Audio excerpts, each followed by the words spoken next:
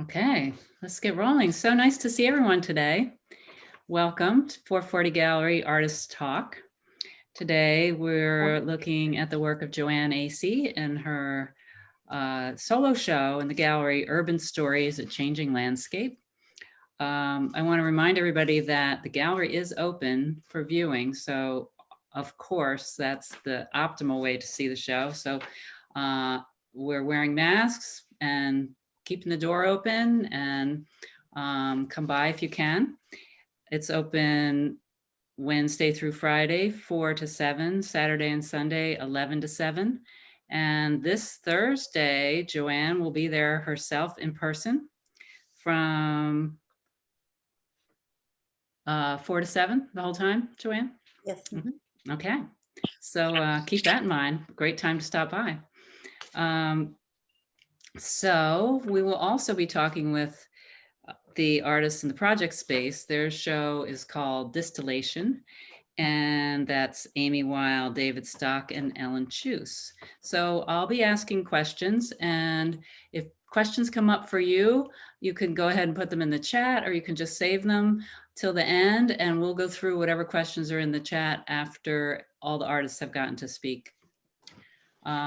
So without further ado, let's take a look at Joanne Acey, Urban Stories.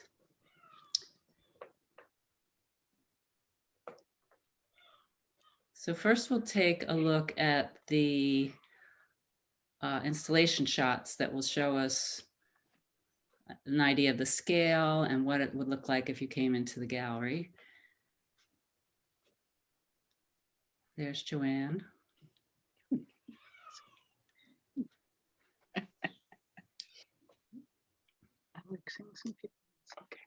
Can get an idea of this kind of a variety of sizes and it's really a cohesion of theme.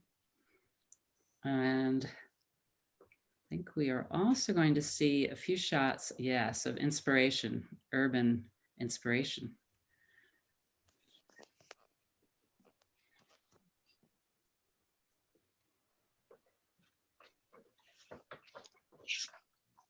And then we'll see these are the individual pieces. So Joanne, if you want to speak about any particular one, you can ask to return to an individual piece.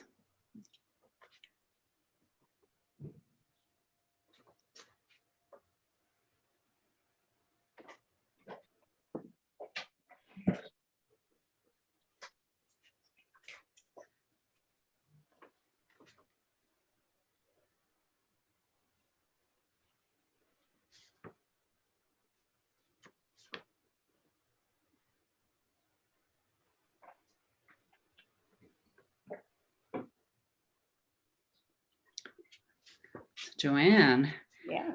I think the viewers here will agree this show is spectacular. It's full of color, full of life. The title is Urban Stories. Can you please share the story of how this series came about? Yes. Actually, it started pre-COVID, but then as we went into lockdown, one of the only two activities that I could actually take part in were taking walks and walking into my studio almost every day. But what first set me on this journey was taking walks and noticing all of the construction, all of the new construction in downtown Brooklyn, and then later on in Manhattan, taking walks in Manhattan, was this vertical glass steel structure that was happening everywhere. It got taller and taller and less interesting in my view. So I had a reaction to that. And my first reaction was, it's all the same, it's monotonous. But then one evening I was taking a walk at the promenade in Brooklyn Heights, and it was just about sunset. And it was a beautiful sunset, a clear night. And the sunset, the colors reflected on the glass and the steel structures across the water. And I found that to be quite beautiful. And it also changed my perspective in some ways, because when the series, when this particular series, the Urban Story series started, I imagined it to be a monochromatic series. And as you all see, that did not last very long. But that was my initial inspiration for the Thank series. you. Yeah. So yeah, there's so much color and it's dense and saturated and dynamic. Can you talk about your media that you use? And I'm particularly interested in how you manage to prioritize the clarity and balance of color in your work. Well, the larger works, like the one that's on the screen, those are pastels, a soft pastel, and there's some graphite and some ink drawing on top of it. But I've worked in pastels for many years, and I think I conjured up this technique where it didn't create dust. So the color and the shapes always stay very clear for me. There's layers and layers of color on top of each other, but it's a very slow buildup of the color. So it becomes very rich. And I try to keep it contained in this series anyway. Yeah, so what's the secret for creating no dust? Um, I use my fingers, and I never use any kind of a tool. Some people use a chamois to rub the color. I just use my fingertips, and I put very thin layers at a time on, and I work in different areas. It's pretty much like I don't sketch it out, but I will start with, say, the red shape, and then from there I'll decide what's going to come next. And then the last thing is the drawing on top of the shapes. So do you feel like the use of pastel is related to the subject matter, or does the subject matter inspire you to use pastels? Um, well, part of the series is paint, acrylic paint, the smaller pieces Right. are paint on wood boards. Um, I don't think the material, I mean, the subject matter dictates the material. I think it has to do with if I've been doing a lot of painting, like my last solo show was acrylic paint. Um, so, and before the urban stories started, there was the urban beat, which was all collage, which was my initial idea for the solo show.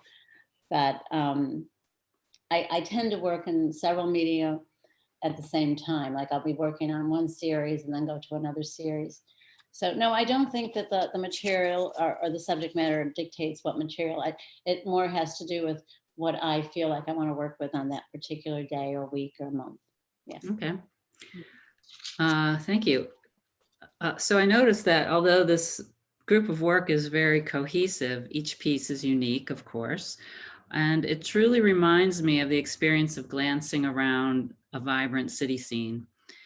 How is your approach to this series special? What's your hook into this series? Well, I think that the rectangle, the kind of building that's happening all over New York these days, it was truly an inspiration for this. Yeah, I look how always, tall this piece is. yeah. And some of the pieces that are more rectangular and not so linear, also, there's some of the buildings, there's blocks of those buildings that are more horizontal than they are vertical. And then there's something that all of a sudden just reaches the sky. So that was a consideration also. And then the lines in the drawings, no matter how stagnant it can look at certain times, everything is in motion. There's always movement, whether it's the sounds you're hearing, the light is changing continuously from morning till night, whether it's raining, whether it's snowing. So there's always a rhythm in the city, just about everywhere. But in this particular series, I was thinking about the city. So I really wanted it not to be stagnant. I wanted it to have that beat or that movement, which I find is important in all my work too. I think I use a lot of gesture in my work. Yes, very successful. Thank you. So I know you're probably well into your next series. Mhm. What's in store for us to see next from Well, Joanne Acey? yeah, I recently started working on some gouache paintings of seascapes, so I think I'll continue on that. I also have some more traditional looking, abstract, but traditional looking landscapes where I incorporate the sky, water, um, and earth. But I think that what I'm really going to concentrate on is going back to oil painting. I haven't oil painted in a very Oh, long time. So I'm going to try to get to some large oil paintings soon. interesting. Well, I look forward to seeing those. Thank you. Thanks so much, Joanne. Thanks, Karen. Now we're going to move on to distillation. We'll start with Ellen Chuse. So again, we'll see some installation shots. Thank you, Fred, for that beautiful installation. And again, you can get the idea of the scale and, kind of seeing the works in relation to each other.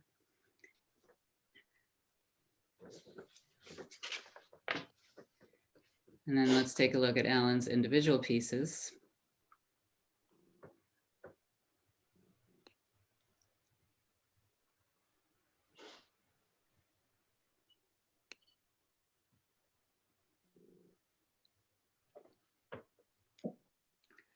So Ellen, these luminous pieces are clearly linked to the recent work in your show, The Great Mystery. Can you speak to how these pieces evolved? Thank you, Karen. Yes, these are to some extent a continuation of some of the themes in that show, which, focused on totemic female figures, prehistoric female figures. And these, for that show, I made a series of small drawings or sketches. And this is the outlier, where I the square with the four shapes, which are repeated shapes from some of the earlier work. I like the idea of taking shapes and playing with them, and seeing how I can get an energy or a dance or some movement going that I hadn't anticipated. But the other two vertical are really, they're just goddesses that didn't get, they weren't ready for the show. Just goddesses. They had to be, I felt they had to be made. So I made them. Unfortunately, the color is not quite as true, but that's okay. Come to the gallery, take a look. And these, yeah, this is one. It's very interesting to me. One of my daughters commented on how they reminded her of sculpture that I did decades ago. And yes, and then they are very sculptural in a sense, reductive and yet still figurative, if that makes sense. Yes, I feel that. And so when I came and saw them in the gallery, I immediately was struck by the light and color, that it's a departure and away from the previous series. They're very luminous. I was wondering if it implied a new direction. In the sense that I just challenged myself to go to move out of the very primary colors that I had been working with. I think I've mentioned, for people who know my work, and my I always joke and say that I have to be very careful not to make everything red. But I have been working, with a lot of reds and blues and yellows, very strong. I just think I don't think of them when I'm working with them as primary colors. And yet, in fact, that is what they are. So I tried to change the palette. I wanted it to have a different feeling and wanted to see what the figures what it would feel like if I moved into a different palette. And one of the references for me was I thought back to a series that I did back in 2011, I guess, and they were in a show in 2012 of Italian trees, and they were, there was dawn and dusk and, sunsets. And I wanted to go back to that. I don't know what you would call it. Yeah, just luminous. Where are we feeling? Yeah, so the other thing that I'm really drawn to as a viewer is the deep near black colors that function for me as both solids and negatives. Can you tell us more about your use of color in that way? Yes. It happened initially quite by accident. I was trying very hard to create a sense of water in a bowl. Well, that didn't really happen, but this shape, this oval shape of layered blue and green became just very mysterious and challenging to me. And I ended up eliminating everything else in the painting. And it just pulled me in a way that I still can't completely explain. There is something so mysterious about the color that emerges, because it does read in many ways as black, and yet it's not black at all. I don't use any black. I have no black paint in my studio. And so the layering of Jenkins green and cerulean blue just creates this intensely mysterious, it's almost like it's from outer space. So I just, I at some point, maybe I will leave them behind, but they still engage me. I don't know if have I answered your question, Karen? Yes, I think the mystery deepens. Yes, exactly. And part of it, and not to get too personal, I mean, you get to a certain age and it's all, I mean, the whole thing is kind of a mystery. You're not quite sure. I mean, just looking back on where you've been and where you're going. And yes, it all feels both very mysterious and also very deeply engaging. Thank you, Ellen. Beautiful. Thanks. And then let's hear from David Stock. Well, first we'll take a look at these pieces.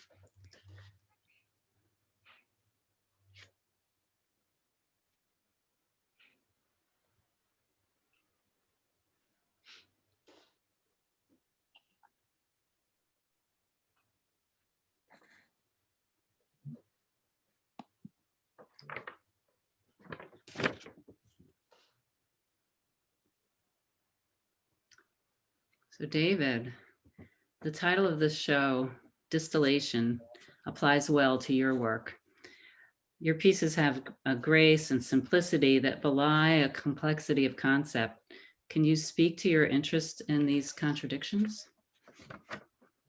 Hi, thanks, Karen. Well, to me, photography is all about contradiction because on the one hand, it's very objective. You're actually seeing a direct reflection of what's out there in the world. But then on the other hand, it's very subjective because the way you frame it and select things from the world, the way you process, the way it's printed, everything is about the feelings that are evoked. So in this case, I ran across these objects and they really jumped out at me. They spoke to me and they resonated with how I was feeling. So, they're just things from my environment, but they ended up being pretty meaningful to me. Thank you, David. Yes, they're so beautiful. And And I love what you're saying about it. So, because if I took a picture of this, it would look nothing like this. In that way, it's so subjective.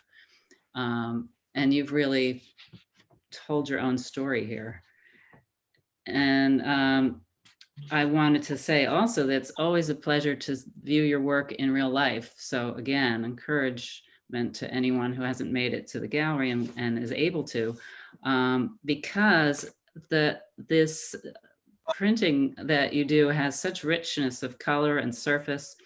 Can you talk about your decision to hang these without glass? So if you come to the gallery, you'll see that he has a excellent way of hanging them that's not behind glass at the moment. Yeah, this is something recently that's become more important to me.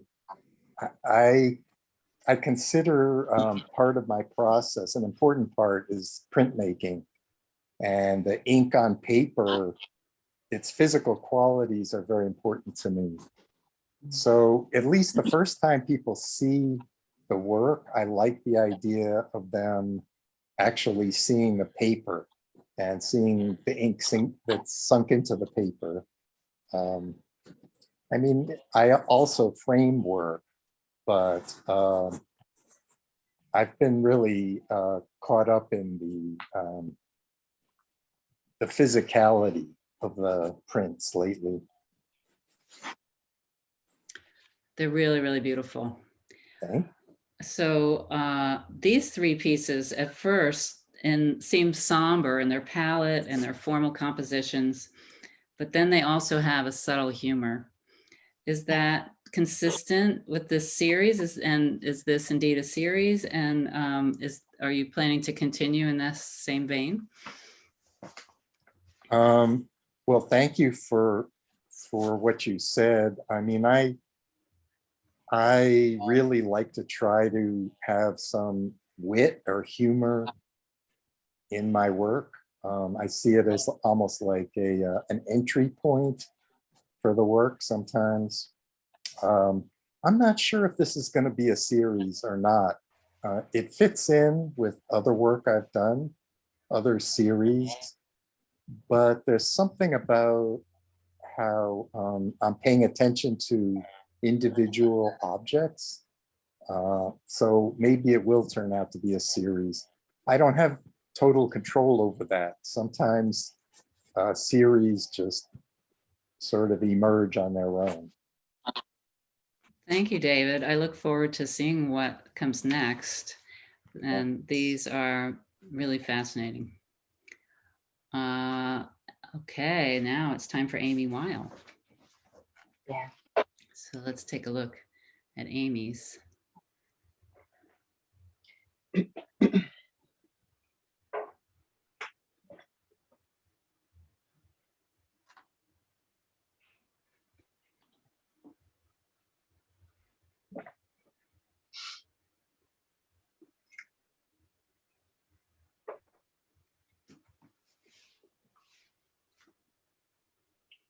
So there's all 9 together. And they're hanging together like that in the gallery. And Amy, this is an interesting departure for you. Can you tell our viewers what inspired this series? Where's Amy? I can't see her. Amy. Oh, there she, Can oh, you you hear were me? muted. Now I So, can yeah. hear you. Hi, Karen. Hi, everybody. So I don't think I intentionally wanted to start a series like this. It just sort of happened. I was thinking a lot about politics and the insanity of the world, basically, and not really knowing what to do, where to go with my next paintings. And so I started working small, and I just decided to externalize my thoughts and just put it out there. I think I did one painting. I don't remember which one was first. It might have been this one, actually. And I tend to talk to myself generally. So I was like, I'm just gonna put it out actually onto the painting. You know, it was like a way of working out feelings, and I think that's basically how it started. I just started one, and I was like, oh, this is kind of fun. I think I'll do some more, and they just kind of took off like that. Thank you. So yeah, you answered this a little bit, but I just love the narrative element. And for me, it feels like I can find memories. I can like tell a story of my own, or I can try to decipher your story. So I wondered what your intention is, including words, and especially is it a particular order that we're seeing them in, or could we, follow them in different ways or hang them in different ways?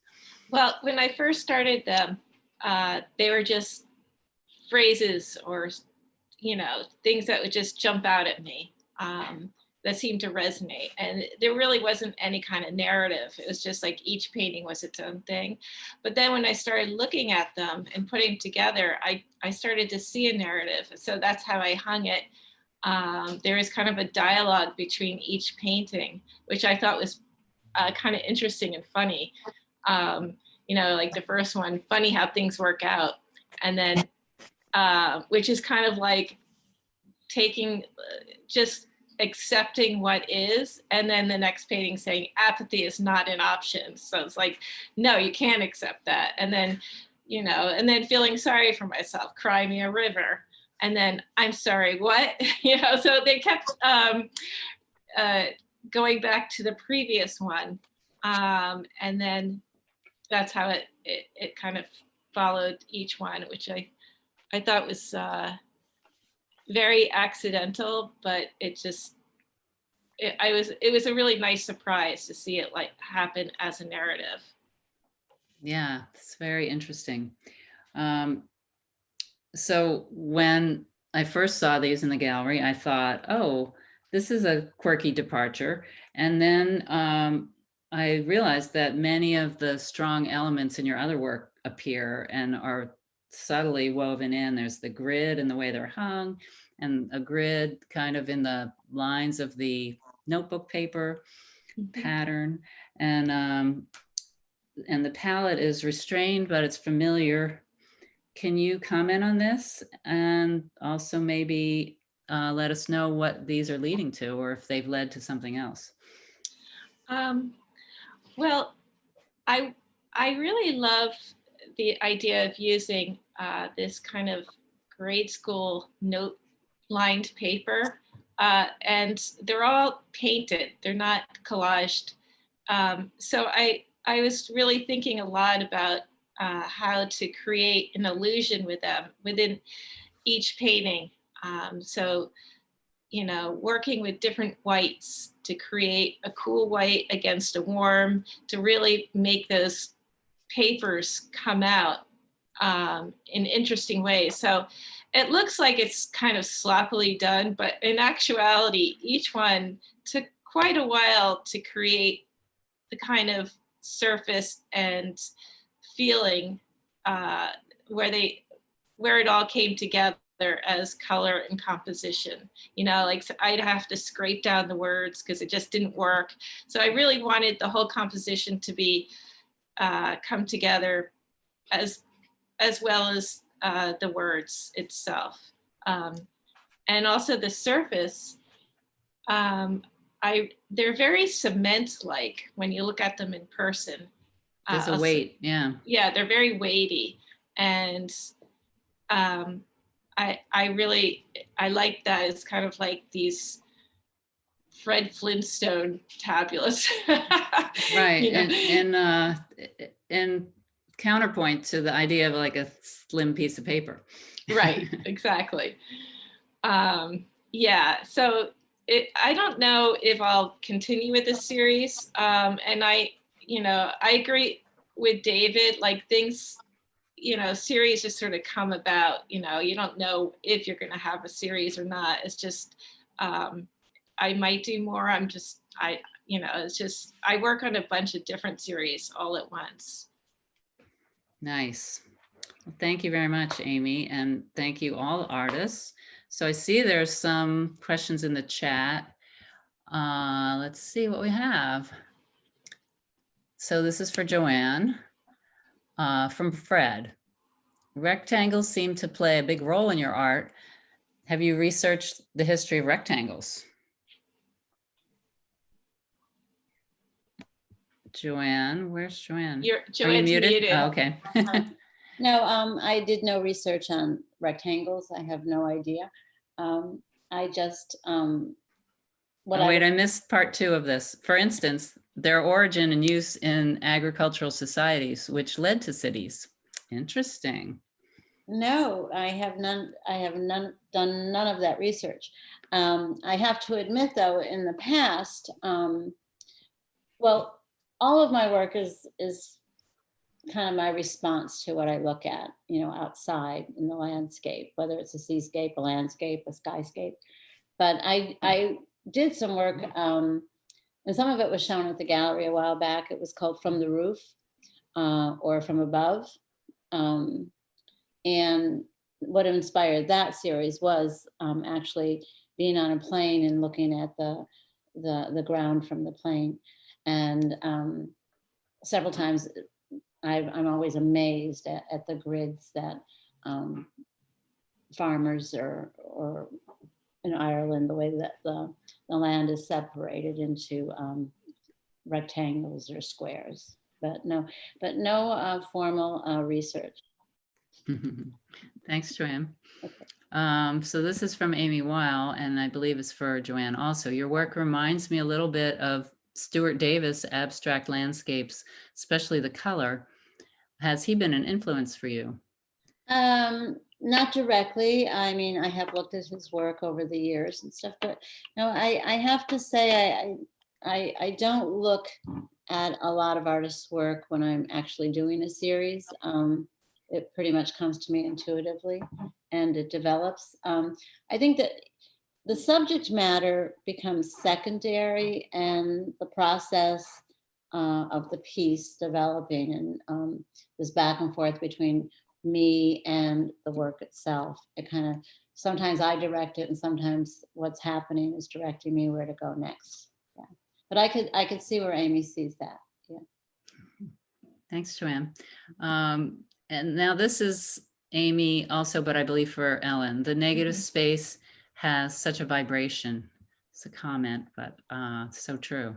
Yeah. Well, I would like to, it makes me realize that the negative space for me has always been as important as the positive or the figure. And in fact, in some of my other work, it's much more obvious. And this goes back to, an instructor that I had at least 100 years ago. At least. And he would always talk about the interstices, which are the spaces in between, the objects. And so that has actually been a focus of mine, consciously and unconsciously over many, many years. And I want them to have vibration. I look for vibration in my work. Thanks, Ellen. Here's another one for you from Fred. He says, Ellen's work reminds me of female forms. I see figures, but then he asks about titles. Well, yeah, these particularly are figures, but I think even in the work that I do that's ostensibly not figures, there are female forms. The title of the purpley pink one is Pamphili Dream. And the Villa Pamphili in Rome, which is up on the high hill, the Janiculum, is an extraordinary place. And the sunsets there really talk about vibration. And that was where I took a lot of the inspiration from for my Italian trees many years ago. And so this felt like going back in a dream to that time. The squarish one is called Moon Dance. It just seemed like a dance. Actually, Karen came into the studio and said, "Oh, dancing," So, and they are moon-like in a way. I don't know. That was just I love The moon is female. Hmm? The moon is Ah. known to be female. Yeah, right. Joanne, I know because Joanne,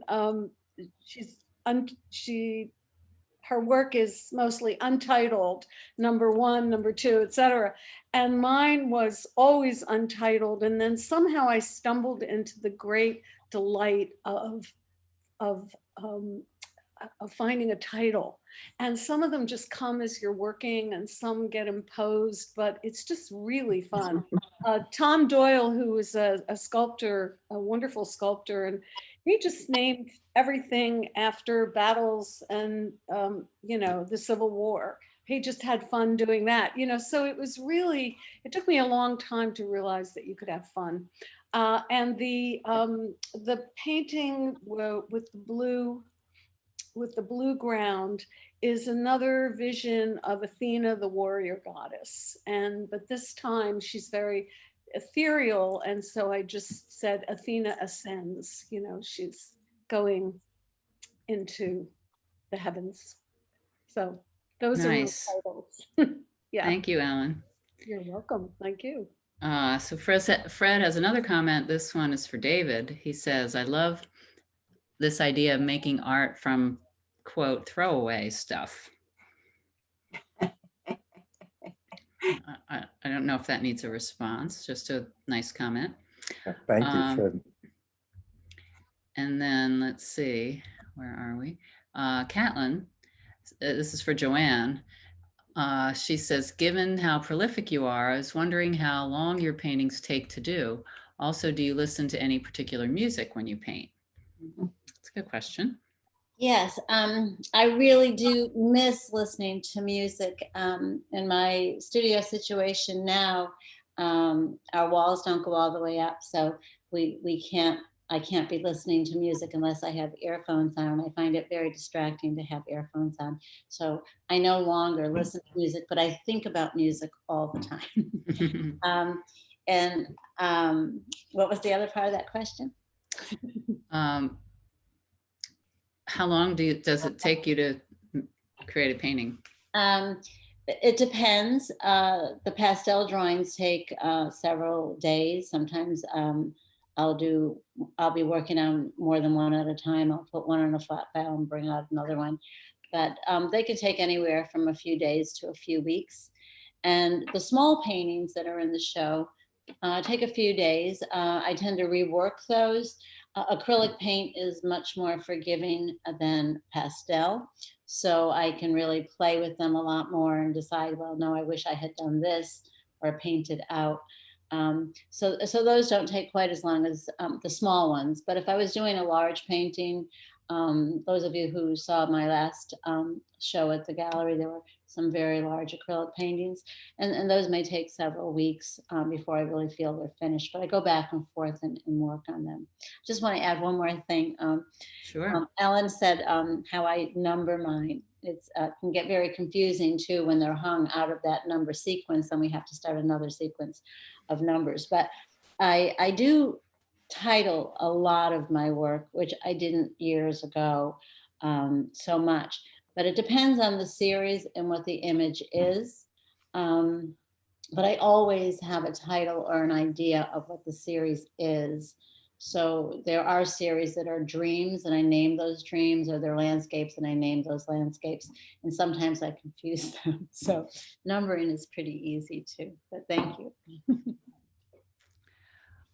So thank you. Catlin has a question for Ellen.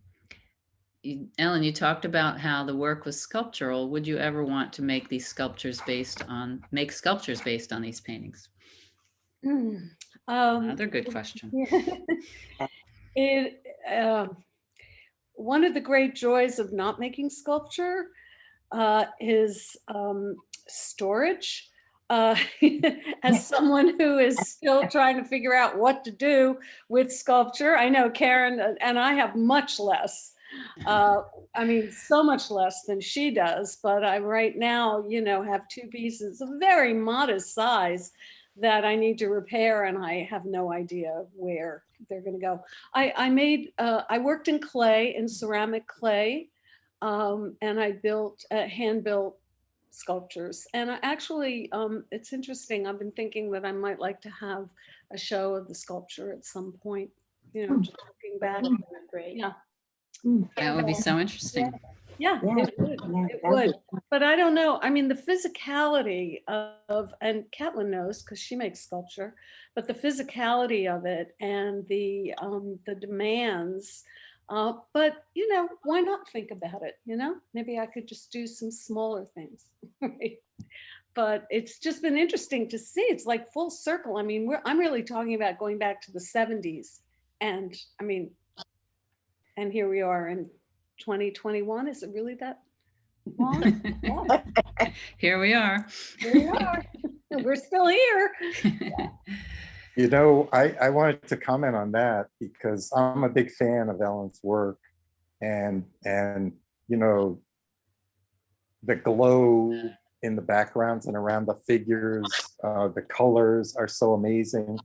And there are a lot of familiar elements, but I was feeling like there's more gravity, like maybe because they're more sculptural. I kind of felt like even the one where it's floating, the pieces are somehow attracted to each other. So I found that interesting. David and I have a mutual admiration society. I love his work too. And we trade off, right? So Catherine Acey has a comment. She says, I love everyone's work here. Congrats all. And I also love titles, Ellen. So that seems to be the last of the comments and questions in the chat. But if anyone wants to unmute and make a comment, please do.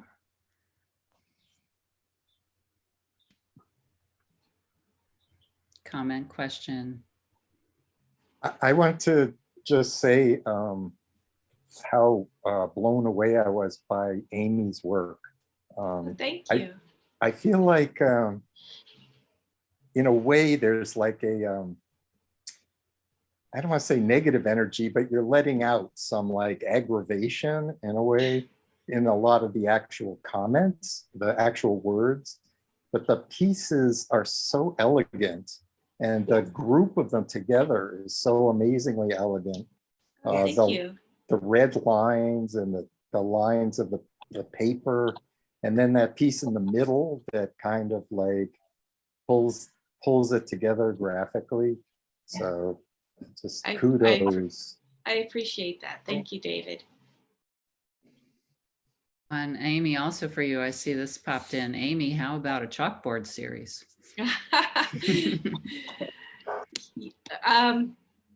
I like that idea. I don't want to encroach on Cy Twombly's world, but yeah, it's a possibility. Worth a try. Yeah.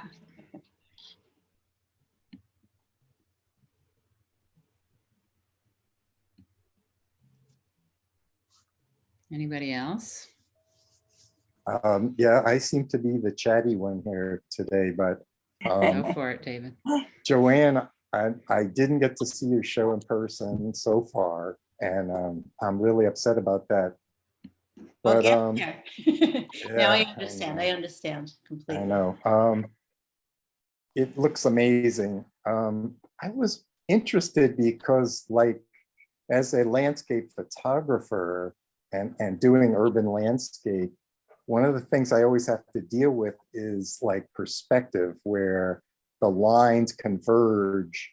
And like even in those photos you showed as inspiration, you're looking up and everything like the converging lines. But in your work, everything's squared up. Do you have to make an adjustment to do that? Or how does that work for you? Well, the work is flat, and most times my work is flattened, you know. But no, I didn't. I mean, like the photos that I showed for inspiration were more or less to show you what my reaction was and what I was actually looking at. But I feel like my art is more of a translation. Like I'm a translator of some memory, or it's a visual translation, not a verbal translation. Um, but I think that my work doesn't really have to do much with perspective. Even in my more traditional landscapes, it's more about the color or the feeling. I think there's a lot of emotion in my work. But no, I understand too what you're saying, because you know how much I love your work, and I love your Manhattan series, the bridges, not just Manhattan, but the bridges and the buildings, and I know you've talked about that perspective and how to get things that way. But no, I think that once I've gotten the idea, it soon turns into something else completely. Yeah, but thanks for that question. Joanne, I wanted to just go, one of my questions, which you answered, I think, during Karen's questioning, I was just curious, like where you would begin. And as someone who's worked with pastels, I'm beyond impressed in the way that you're able to keep it so fresh, so clean, so wonderful. I mean, there's a freshness to it that just almost defies the way the medium works. So I'm really impressed by that. And I think you did answer it. You would start with a red or whatever, but also the way that you build up the colors and how very carefully you do that. It's really impressive. And I know you work very intuitively, but there's a structure within that, Yeah, that intuition most definitely. that serves you very, very well. Yeah, I think there's a play between control and spontaneity. Absolutely. But your control of the medium just blows me away. Thank you. And I wanted to say something about Joanne's work too. I really love the way, you know, you're inspired by this very hard edge modern city, but your work is not hard edge at all. And it's like there is a, you know, I know you're always talking about music and jazz. There is always that jazz in it, and the lines and the energy that you know, it has the city, but it's not like completely, it's just very fluid. It's really beautiful. I like to say something. I love the gallery. I love all of your work. I wish I could get a piece from each one of you. Purchase it, of course. And I know it's kind of a rough time for artists. I just want to say I'm very grateful that I love my sister's work, because it's very hard to lie about it. So Good thinking. Yeah. I also want to just say that what's wonderful in the gallery is the way that, you know, it's rather random the way we are chosen for the show in the backspace and the solo show. It's not thought out in terms of, well, who will be here, who will be there, how will it relate, and yet somehow we make it work every single time. And the wall where Amy's amazing grid is, and there's a blue there that flows right into the blue of the tape on the sidewalk, and that flows right into Athena ascending. And you just look at that and you go like, how did we do that? It's just amazing that somehow it works. So yeah, I think that's one of the things that sets the gallery apart also, is that there may be many different kinds of work shown at the same time, and yet there's a conversation. I would just like to add one thing to what you said, Ellen, is that you know, people always ask us what artists do we look at, what's our inspiration, but I think it's inevitable, no matter how different your work is from someone else's, in our group at the gallery that we ultimately have to be inspired by each other's work. And I think even in the 6 years that I've been a member, I think I've learned things or from each of the members in some way, no matter, even if we're working in a different media or a different style. Very true. Thanks, Joanne. And Amy, I just noticed there's another question for you. This is from Catlin. Amy, I also love this series. I find the text really compelling. I know that you said you don't know if you'll continue to use text, but do you write a lot on the side about your work? That's also an interesting question. Yeah, that is an interesting question. I don't, because I'm not very, I don't find that I'm very articulate. It takes me a long time to write, especially when I had to write artist statements. But I'm thinking about writing a lot more, actually, and trying to find why I'm doing these. I'm really trying. I am searching. So I think it is something that I'm thinking about doing. And thank you. Thanks, Amy.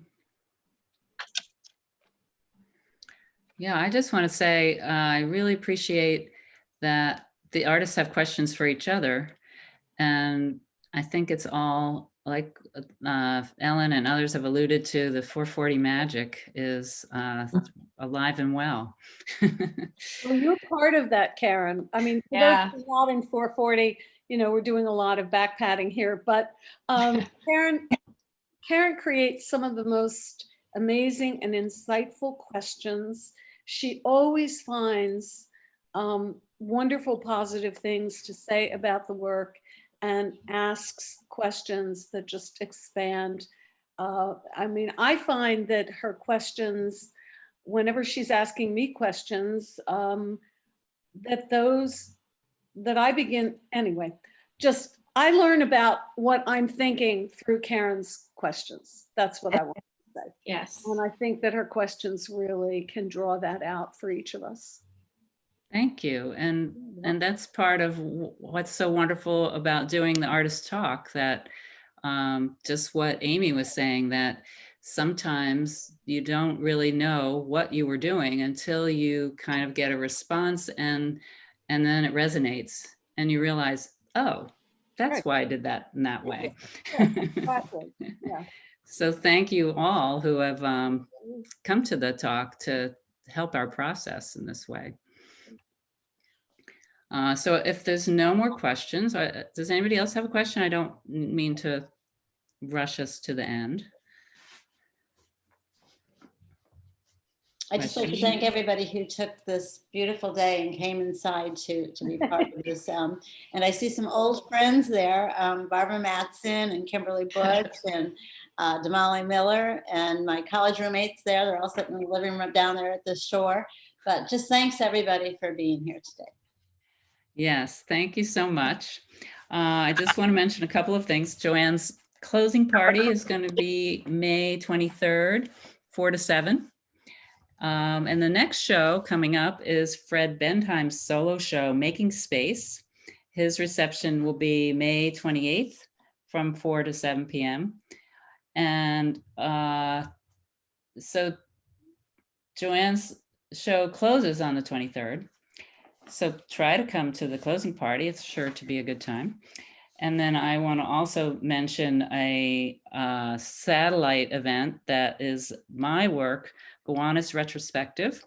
It's happening on June 12th from 5 to 8 p.m. at 280 Nevins Street. And there'll be information about it in the 440 mailing. So hopefully everybody's getting those. It's a benefit for Arts Gowanus, and not to be missed. Well, I have to add that because I'm going to be away after my show comes down. A few days later, I'm leaving town for a few weeks. But I luckily was over at Karen's place, and I saw the show.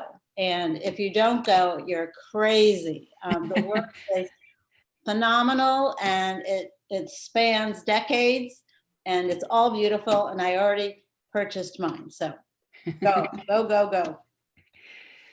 Thank you, Joanne. You're welcome. So thanks everybody for coming. Enjoy the rest of your Sunday, and we'll see you next time for Fred's Artist Talk. Okay, Take care. Thank you. Thank you, Karen. You're welcome. Thank you, everybody. Thank you. bye. Bye. Bye. Bye-bye. Okay.